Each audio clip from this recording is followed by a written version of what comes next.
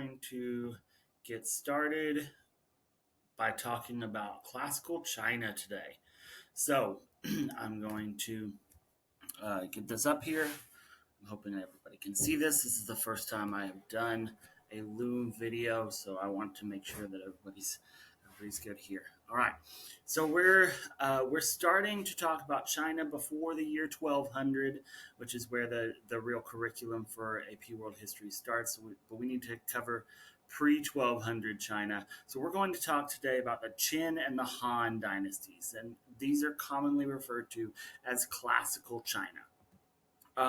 So that you need to know three major schools of political and ethical thought that developed during the Zhou Era, which came before the Qin and the Han. So it goes Zhou, Qin, Han.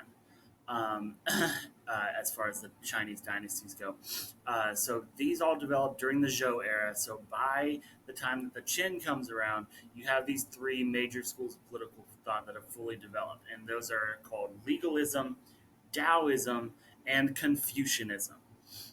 You might have heard of a couple of these before.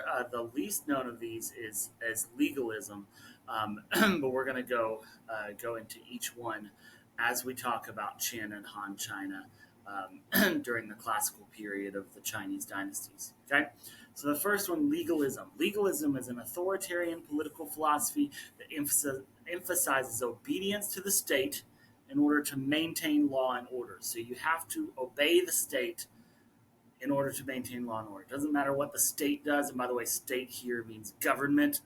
The state is a word that they use that we use in AP World History to just mean any government. So you have to obey the government. In this case, that's the emperor, in order to maintain law and order. Legalist thinkers maintain that man is essentially wicked, that that man does bad things, but the emperor he's put in that position by the gods, by heaven, and he isn't essentially wicked like the rest of men are. So regular people have to listen to the emperor, and this maintains law and order in the dynasty. So, in this philosophy of legalism, you have strict laws and harsh punishments that must be administered by powerful rulers in order to maintain order. So, in order to maintain order, the rulers have to be strict. They have to be harsh. They have to have these series of laws and punishments if you don't follow the laws. It's a belief that all aspects, is what that should say, of society should be controlled by the government specifically, and personal freedom should be sacrificed to meet the demands of the state. So everyone kind of lives for the state. You live to meet the demands of the government. That's the idea of legalism. The second political philosophy, political and social philosophy here, is called Taoism. Okay, and sometimes you might see that started with a T, but we're going to call it Taoism. It's founded by Lao-Tzu. He's the author of the Tao Te Ching, and Lao-Tzu had this idea that he wanted to stop the warfare of that period. It's during the Warring States period in China. And he wanted to stop this warfare by urging humanity to follow the Tao, which just means the path. And the Tao is the natural order of the universe. It's the force that flows through every living and sentient object, and it needs to be balanced. That this force needs to be balanced in nature, and when the Tao is in balance, it's possible to find perfect happiness. So you have to find your Tao and find the balance of the balance of the universe, the natural order of the universe here. So balance is really important in Taoism, and this is where you get the idea of yin and yang. They're two opposites, and it's not that one is good and one is bad, but they're kind of complementary opposites. They're opposites of each other, but they fit together perfectly. That was coming right up. Universal balance is represented in the concept of the yin and yang, and I should have put a symbol, this yin and yang symbol, in here. to show you. If you need that, you can Google it real quick and find that. This represents the complementary nature of all life.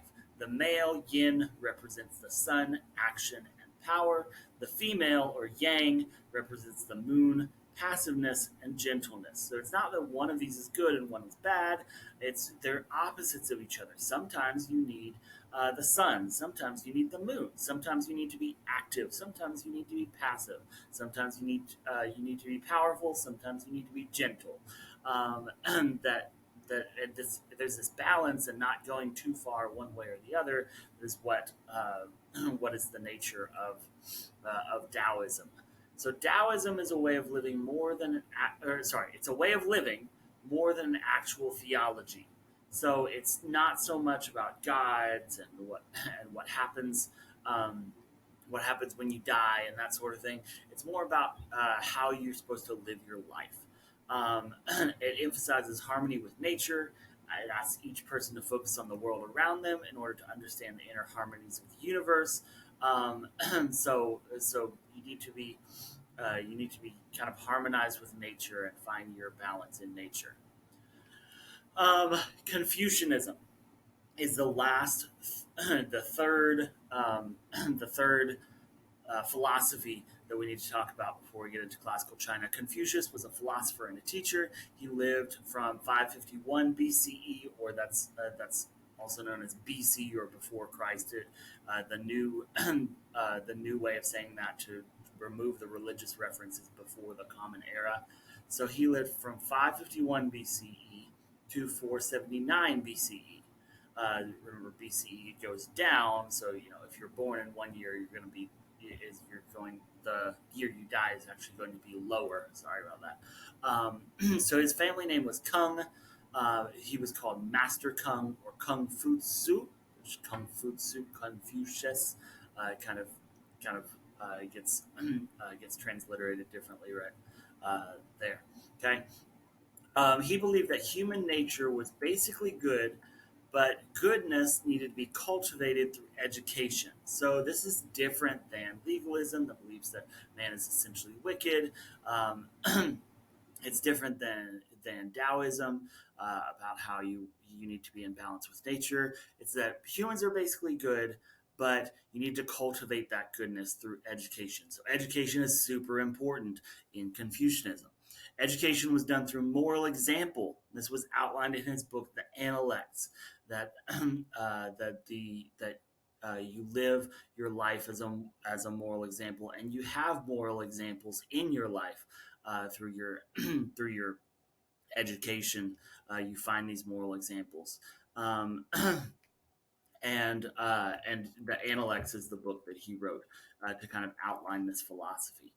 Proper behavior was based on the five fundamental relationships, which we don't have time to go into in detail, but um, between ruler and subject, there should be righteousness. Between husband and wife, distinction. Between older and younger, respect. And then affection between parent and child, and sincerity between friend and friend. So these are the five fundamental relationships, and kind of what's supposed to be the defining characteristic of each relationship. The goal of Confucian government is social order, finding order and finding order in the government. They're not so much concerned with law, but in having these social relationships and what you're supposed to do in these different social relationships. It operates on four principles: the mandate of heaven for emperors, which you learned about in the video we just watched, the dynastic cycle of power, and the civil service system for the bureaucracy. So the dynastic cycle of power, what we're talking about there is how dynasties rise and fall, and based on the mandate of heaven. If you have the mandate, you will you will rise and you'll do really well. Then when you lose the mandate, you will fall, and another dynasty will take your place, and they'll rise and fall. That's the dynastic cycle of power, which gives us the Zhou, and then the Qin, and then the Han. So the civil service system for the bureaucracy, which was essentially based on Confucianism. You had to know the Confucian classics in order to work for the government, and you had to pass a test. Essentially, you had to pass a standardized test to work for the government, and it's based on your knowledge of Confucianism, which we'll get into that another day in more detail. Imperial advisors and civil servants acting as as moral role models. So this bureaucracy and these civil servants, they don't just like pass a test and become civil servants and that's it. They have to be good moral models for the people. All right, Confucian influence led to the creation of a civil service exam system based on knowledge of the five classics, like I said before. So you had to know the five classics of Confucianism in order to in order to pass this exam and become part of the government, which was a symbol of power, and it's a job that pretty much everyone wanted to have. All right, sorry. The Qin Dynasty. Okay, so we need to talk about the Qin Dynasty real quick. So the Qin Dynasty started in 221 BCE. One of the warring states, the Qin, was able to conquer its rivals, and it created China's first empire, the Qin Dynasty. Now, the Qin Dynasty, again, it was one of these warring states in what we now call modern China, and they took over enough that they became what we call the first modern dynasty of China, or not, I guess the first dynasty of or first empire. I'm sorry, first empire of China, because they brought together all these different Chinese people under one government. So we call it the first Chinese empire, and that's the Qin. Okay, the Zhou wasn't really an empire; they were just a pretty powerful state. The empire was ruled by a single man, Qin Shi Huangdai. Qin Shi Huangdai. So he was the only emperor of the Qin dynasty, and the name China comes from Qin. Okay, Qin, China. That Q is a CH, and that's where China gets its name. It's from the Qin dynasty. The emperor used the ideas of legalism to justify the actions of the Qin government. So Qin was a legalist, and I'm just going to call him Qin because he's the only one. So he was a legalist, and the will of the emperor was supreme in his mind. Now, the Qin's legalist views were in direct conflict with Confucianism, which encouraged a ruler to lead by moral example. So Confucian books were burned, Confucian scholars were buried alive or buried up to their necks and then beheaded, which would suck. I'm sorry. And discipline and obedience was was maintained through a system of rewards and punishments. So again, rewards and punishments: rewards for doing good, punishments for doing bad, and a strict legal system for this is what you're supposed to do. If you don't do it, you're going to get a punishment. If you do follow the laws, you'll be rewarded by the emperor. So the Qin began work on the Great Wall by connecting the various frontier walls of the old states into a continuous barricade that protected cultivated lands from incursions by northern nomads. So they built this first portion of the Great Wall to protect farms, essentially, from the nomads coming in and raiding the lands.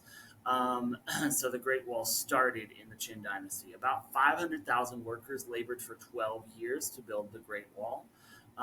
And peasants were forced to labor year round. They became ill and they died. That's spelled wrong, I'm sorry.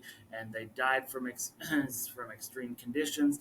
Tens of thousands of people died building the wall. And anyone want to guess where they were buried? Yes, they were buried inside the wall. So even today, parts of the Great Wall have the corpses of people who died building that wall inside it. However, the Great Wall did not achieve its purpose of keeping invaders out of China. People did invade China, and that's kind of the story of the Great Wall. It actually wasn't effective like it like the emperors wanted it to be. People still invaded China from time to time, as we'll see throughout this whole year. All right, we got to quickly talk about the Han Dynasty. So the Han Dynasty came about because the Qin was so oppressive, and the taxes were so high, the demands for forced labor were so high, that when Qin Shi Huangdi died in 210 BCE, a series of rebellions broke out and it brought down the Qin dynasty. Lu Bang established the Han dynasty in 202 BCE, so there was about an 8-year period where there were these rebellions. And finally, Lu Bang established the Han dynasty. He was able to gain control of enough to make it kind of a cohesive empire by 202 BCE. And this is what the Han dynasty looked like at its height. So the Qin is this little blue area you can see here. The Han was much bigger. The Han system of administration maintained much of the structure and legalist ideology of the Qin. However, the Han tempered legalist methods with a form of Confucianism. So so they had legalist ideology, but they also kind of embraced Confucianism too. Their version of Confucianism emphasized the benevolence of government. Benevolence, like the government is great, it gives you great things. So if you obey the government gives you great things, and they kind of focused on that side and emphasized that side more than the strict punishments. So they kind of blended Confucianism and legalism together. We call that syncretism, like syncretism, syncretism. And we'll talk about that in the future a lot, blending together different philosophies or ideologies. Like the Roman Empire, the Han government depended on local officials to run the empire, and these local officials were educated scholars, referred to, again, sorry, another typo, as the gentry. They became the ruling class of China. Now, the powers of the gentry were collecting taxes. They regulated conscription for the army and labor projects. They settled local disputes. They protected their religion. Okay, they protected their region. I don't know why I read that as religion. They protected their region against invaders or anything like that. I'm going to let you look at these achievements of the Han. Actually, I'll run through them real quick. The Han created the crossbow, the watermill. They developed the horse collar. They created paper by cooking bamboo in water and lime. So paper was created by the Han. They linked it to the Great Wall. They added watchtowers. And then the Han dynasty declined, similar to the Roman Empire. People began to raid along the frontier, and the the growing power of the gentry became independent of the central government, so that caused problems. And peasant uprisings caused by hunger led to many seeking protection from the gentry, kind of these lords, which we'll see again in feudalism. The peasants wanted to be protected by their local leaders instead of by the central government. So these peasants uprisings started. All right, that's the end. Answer the questions that I gave you there. Hope you all have a good day.